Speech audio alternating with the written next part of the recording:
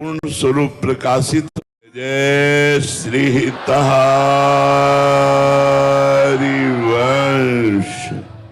आप महामहिम परम पावन श्री वृंदावन धाम में यमुना जी के पावन पुलिन पर विराजमान है। पास में ही यमुना जी है। अपार कृपा भगवान की जब होती है तब जीव को मनुष्य शरीर मिलता है। फिर जब और कृपा बढ़ती है तो साधु समागम मिलता है। जब कृपा का परिपूर्ण स्वरूप प्रकाशित होता है तो साधना प्राप्त होती है। साधना का फल है प्रेम। सब साधन कर यह फल सुंदर, प्रभु पद पंकज प्रीति निरंतर। अपने श्यामा श्याम के चरणों का निरंतर चिंतन होना, निरंतर नाम जप करना, निरंतर लीला गुण गायन करना।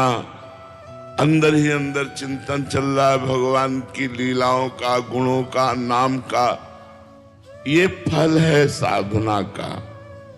भूल के भी एआई से मजाक मस्ती मत करना, बहुत भारी पड़ सकता है। मैंने अपनी डेट ऑफ बर्थ देकर पूछा क्या मेरी एक्स वापस आएगी। एआई ने हमारी साधना परिपक्व हो रही है। इसका लक्षण क्या है? पहला है शांति।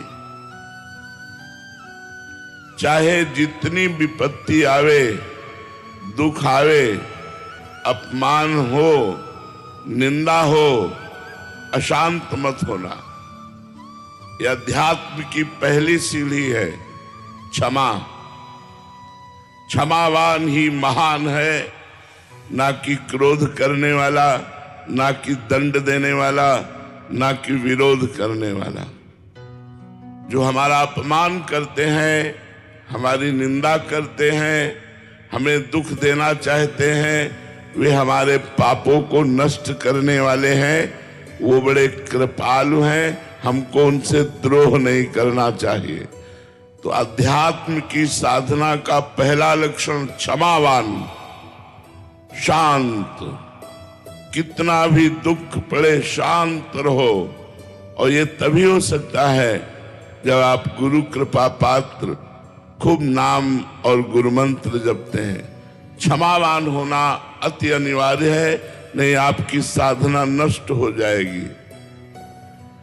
एक भी मिनट हम अपने प्रभु को ना भूलें।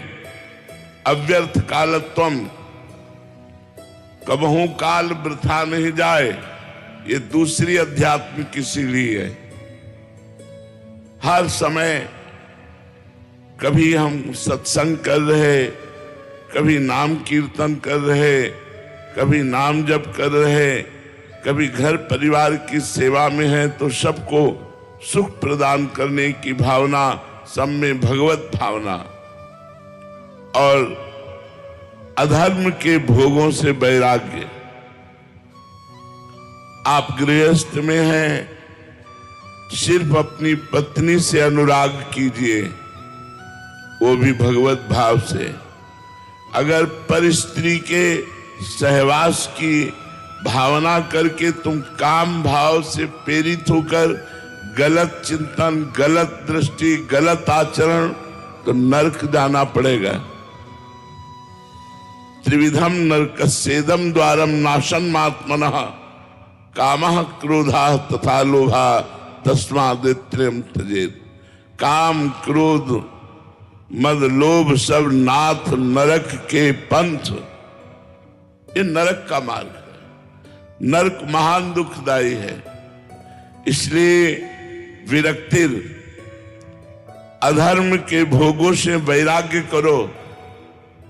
कोई भी नशा मत करो, शराब आदि मत पियो। परस्त्री गमन की इच्छा का पूर्ण त्याग कर दो, नहीं तो दुर्गति हो जाएगी। अभी भले तुम्हें नहीं लग रहा, लेकिन कर्म का बीज है। जैसे हम खेती में एक मन बीज फेंकते हैं तो 40 मन काटते हैं, 40 मन हमें प्राप्त होता है। ऐसे ही हम गंदा आचरण करते हैं, वो छोटा आचरण बड़ा दंड देने वाला होता है। इसलिए अधर्म के आचरणों से वैराग्य, मांस मत खाओ, पर स्त्री गमन की भावना का त्याग करो, पर धन की भावना का त्याग करो, पर द्रोह का त्याग करो। अध्यात्म की दूसरी भूमिका पर आप पहुंच गए। तीसरी, मान शून्यता। सम्मान की चाह नहीं होनी चाहिए। लोग हमें प्रशंसा करें, प्रणाम करें, भगत माने, ऐसी भावना अगर हमारे अंदर रहेगी तो हम अध्यात्म की तीसरी भूमिका पर नहीं चढ़ पाएंगे।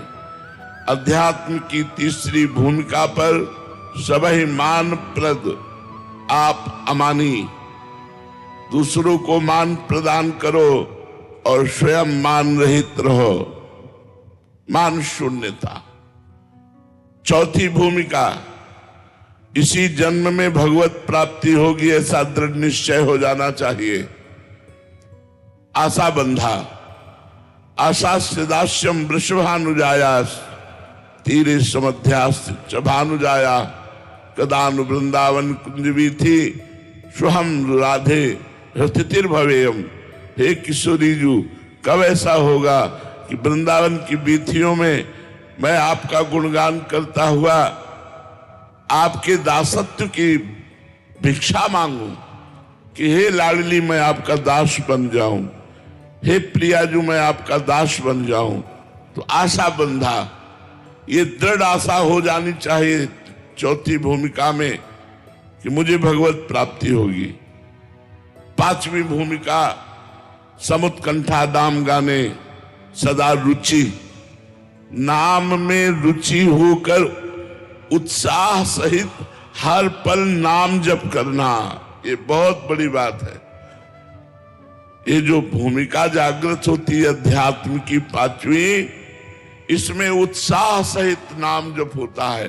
एक क्षण के लिए नाम छूटे तो भारी क्लेश होने लगता है, अशांति होने लगती है।